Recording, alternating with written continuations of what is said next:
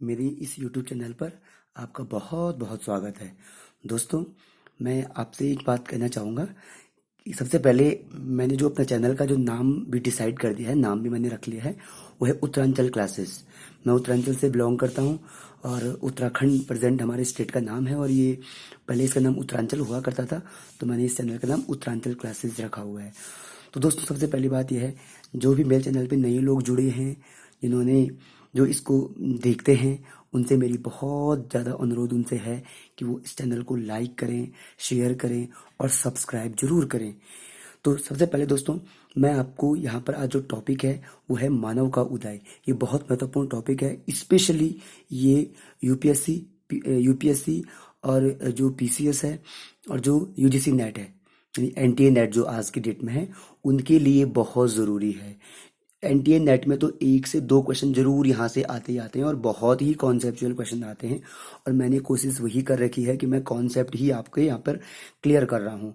और बेसिकली अगर देखा जाए तो ये एक बहुत अच्छा नॉलेज भी है कि हम मानव का जो उदय है, जो ओरिजिनेशन है ह्यूमन बीइंग का, जो उसका डेवलपमेंट है, कैसे हुआ, उसको हम जानने का यहाँ पर प्रयास करेंगे। और दोस्तों, वैसे तो मैंने जो डेटा है वो बहुत ही ऑथेंटिक लिया है, मतलब जो मेरा जो सोर्स है वो एनसीईआरटी है। मैं एनसीईआरटी को कंसीडर करता हूँ, और बाकी उसके बाद भी कोई गलतियाँ होंगी तो वैसे तो मैंने प्रयास किया हुआ, कोई गलतियाँ नहीं है। अगर होंगी तो आप मुझे कमेंट बॉक्स में ज़रूर लिख सकते हैं। तो दोस्तों, सबसे पहली बात यह है, मानव का जो उदय है, इसमें हम देखेंगे मानव की उत्पत्ति एवं विकास। मानव की उत्पत्ति एवं विकास में मैंने क्या किया हुआ है, एक मानव की उत्पत्ति को ले रखा है, एक मानव के विकास को ले रखा है। सबसे पहले है, मानव की जो उत्पत्ति है वो टर्शियरी युग में प्लायोसीन काल में हुई। हमेशा ध्यान रखना, मानव की उत्पत्ति टर्शियरी युग में प्लायोसीन काल में हुई। ठीक है, ये उत्पत्ति की बात है। जबकि मानव का विकास जो है, ह्यूमन बीइंग का जो डेवलपमेंट है, वो कहाँ से हुआ। सबसे पहले दोस्तों हम इसमें डिस्कशन करेंगे, ये है प्राइमेट मानव से हुआ। अब आप कहेंगे ये प्राइमेट क्या है।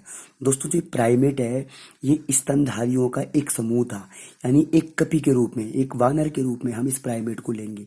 प्राइमेट में वो जानवर आते थे, यानी वो कपि मानव आते थे जो कि स्तनधारी होते थे, मैमल्स होते थे। अब इस प्राइमेट में क्या क्या आ गए, कपि वानर आ गए, यानी कपि वानर, लंगूर आ गए, गोरिल्ला आ गए, चिंपांजी आ गए, छछूंदर और ओरंगटन। ये सारे प्राइमेट समूह के थे। लेकिन इन प्राइमेट समूह में से भी जो मानव का जो विकास हुआ वो कपि वानर से हुआ। कपि वानर, यहाँ पे हम देखेंगे कपि वानर से ही मानव का विकास हुआ। यहाँ पर आपने विकास की पहली सीढ़ी देखी प्राइमेट से।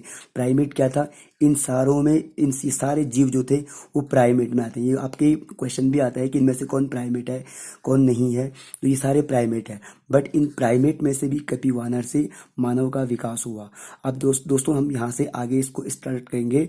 मानव का विकास जो है वो कैसे हुआ। रामापिथेकस मानव था, पहले प्राइमेट आएगा फिर रामापिथेकस था, प्राइमेट से ही रामापिथेकस बना। 2 करोड़ वर्ष पूर्व क्या हुआ, मानव की विकास की जो स्टोरी थी, जो ये यात्रा थी, वो प्रारंभ हुई। तो मानव का विकास में रामापिथेकस मानव से क्या हुआ, ये 2 भागों में बंट गया। ये कैसे बंट गया। अब सबसे पहली बात यहाँ पर यही आती है, कई बार मुझे क्लास में भी क्वेश्चन पूछे जाते हैं कि सर, अगर वानर से या कपि से, अगर गोरिल्ले से या किसी चिंपांजी से मानव का विकास हुआ, तो एक मानव इतना आगे पहुंच गया और एक चिंपांजी ही क्यों रह गया।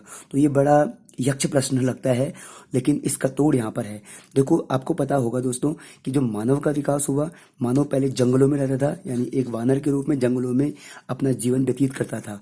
तो ये बहुत ही डेंस फॉरेस्ट जो होते थे, जो घने जंगल होते थे, वहां पर मानव रहता था।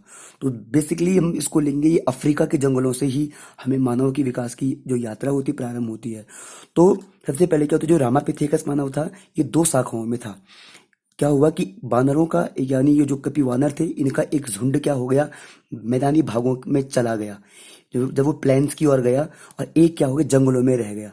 मतलब एक, दोनों एक ही ग्रुप थे, ये एक ही था, लेकिन एक ग्रुप क्या हो गया, मैदानी यानी प्लेन्स की ओर धीरे धीरे पेड़ों की शाखाओं से आगे बढ़ गया, और एक झुंड क्या हो गया, जंगलों में ही रह गया।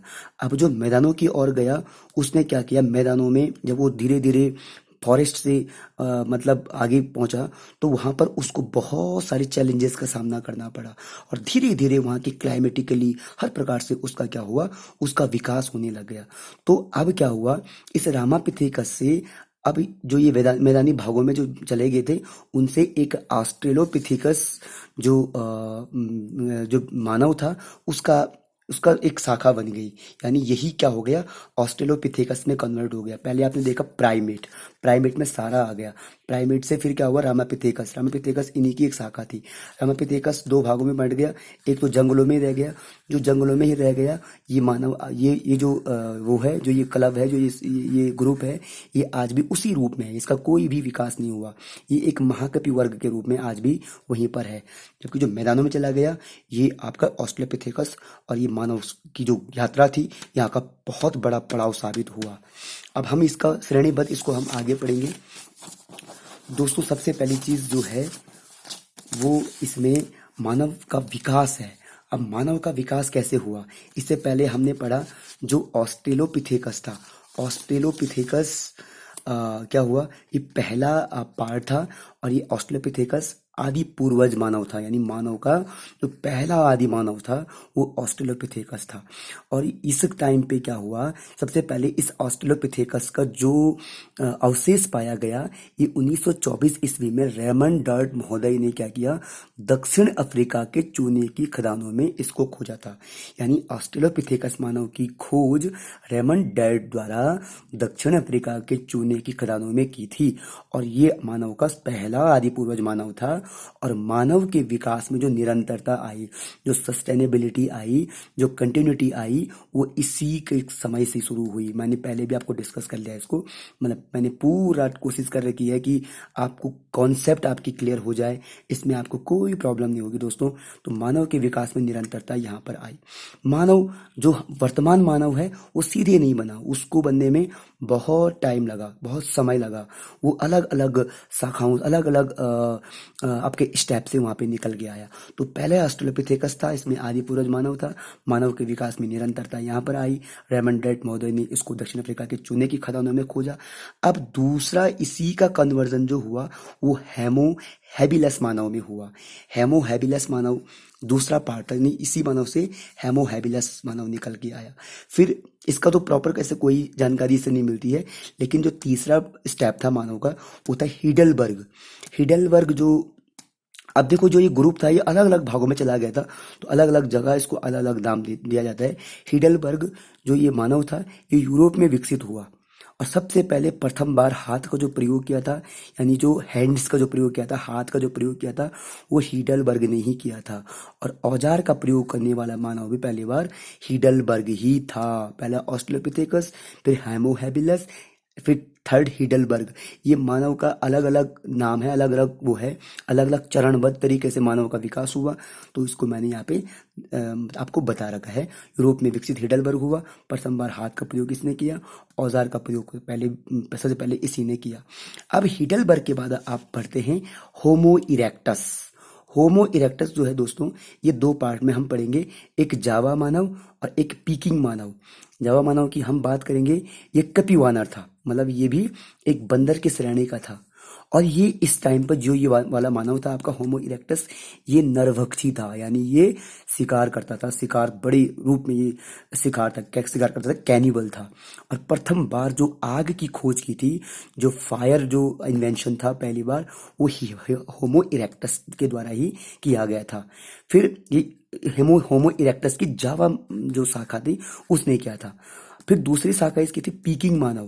पीकिंग मानव भी नरभक्षी था, और ये भी एक कपि समूह का मानव था, और हाथ का इसने खुलकर प्रयोग किया था। अब पहली बार हाथ का प्रयोग तो जावा मानव ने किया था, लेकिन बड़े स्तर पे जो हाथ का बहुत ज्यादा प्रयोग जो किया था वो होमो इरेक्टस ने किया था, यानी हाथ का खुलकर प्रयोग। और औजार का प्रयोग होमो इरेक्टस भी करता था। जिससे पहले आपने हिडलबर्ग पढ़ा, हिडलबर्ग भी औजार का प्रयोग करता था। पीकिंग मानव होमो इरेक्टस की जो शाखा थी उसने भी औजार का प्रयोग किया। अब दोस्तों अगला इसमें देखते हैं आप निएंडरथल मानव। निएंडरथल मानव नेक्स्ट अगला स्टेप है मानव का। ये अलग अलग चरण है मानव के। ये जर्मनी की नियंडरथल घाटी में या वहाँ की गुफाओं में ये नियंडरथल मानव के अवशेष प्राप्त हुए हैं। यानी मानव का जो अवशेष था वो अलग अलग क्षेत्रों में, अलग अलग महाद्वीपों में मिला है।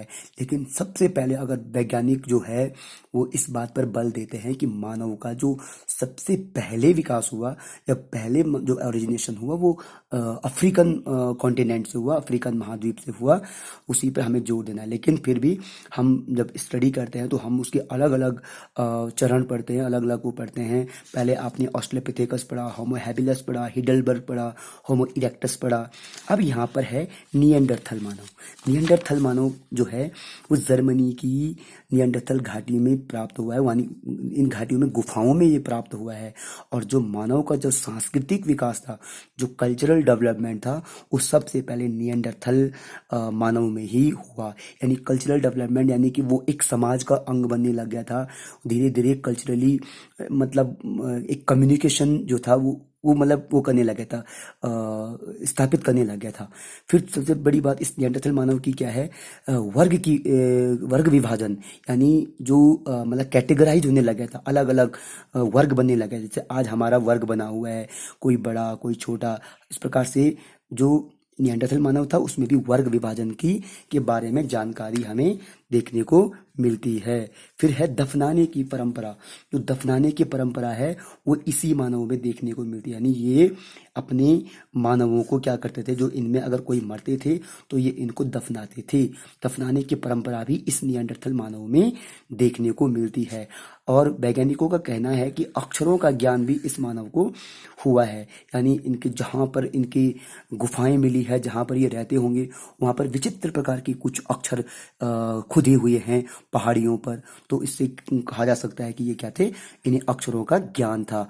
और ये मानव आग का प्रयोग जो था वो व्यापक स्तर पर करने लग गया था। यानी कि जो आग का प्रयोग तो पहली बार आपको पता होगा कि होमो इरेक्टस ने किया था, लेकिन उस आग का प्रयोग व्यापक स्तर पर जो किया था वो नियंडरथल मानव ने किया था। फिर नियंडरथल मानव के बाद छठवां जो चरण है मानव का वो है क्रो-मैग्नोन मानव। क्रो-मैग्नोन मानव जो है दोस्तों, वो उसकी सबसे बड़ी विशेषता ये है कि इस समय के मानव में मस्तिष्क क्षमता का विकास होना प्रारंभ हो गया। यानी इस मानव का जो ब्रेन डेवलपमेंट है वो हो गया था। यानी वो अपने ब्रेन का, अपने दिमाग का ज़्यादा से ज़्यादा प्रयोग करने लग गया था। और इस मानव की सबसे बड़ी विशेषता यही थी कि इसकी मस्तिष्क क्षमता क्या हो गई थी, विकसित हो गई थी। और फिर सबसे लास्ट में जो कंक्लूजन निकलता है, जो सबसे बुद्धिमान प्राणी बन के आता है, वो है होमो इरेक्टस। होमो इरेक्टस जो था वो आधुनिक मानव में परिवर्तित हो गया। यानी आज का जो बुद्धिमान जो मानव है वो होमो सैपियंस है। तो ठीक है दोस्तों, हम आज यहीं पर इस जानकारी को समाप्त करेंगे। मुझे लगता है कि आपने जो मैंने आपको समझाया है वो आपको पूरा समझ आया होगा। कुछ टेक्निकल प्रॉब्लम भी बीच में आ गई थी, थोड़ा जो लाइट थी वो थोड़ा डिस्टर्ब करने लग गई। तो दोस्तों, जो होमो सैपियंस है वो आज का जो बुद्धिमान प्राणी है वो होमो सैपियंस है। तो होमो सैपियंस की यहाँ तक पहुँचने की जो यात्रा थी वो आसान नहीं थी, बहुत कठिन थी। और आज आपको पता होगा यही मानव आज विज्ञान के इस जमाने में चंद्रमा पर पहुंच गया है, मंगल पर पहुंच गया है, और ऐसे अद्भुत कार्यों की उसने क्या कर दी है, खोज कर दी है। ऐसी ऐसे ऐसी चीज़ें आज अब जो डिजिटल इंडिया की बात कर रहे हैं, आज हम जिस विज्ञान के ज़माने में हैं वो यही मानव है। तो इस प्रकार से इस मानव ने अपने यहाँ तक पहुँचने की जो यात्रा पार की है वो बहुत आसान नहीं थी, वो बहुत कठिन थी। तो दोस्तों, मुझे लगता है कि आपकी समझ में आया होगा।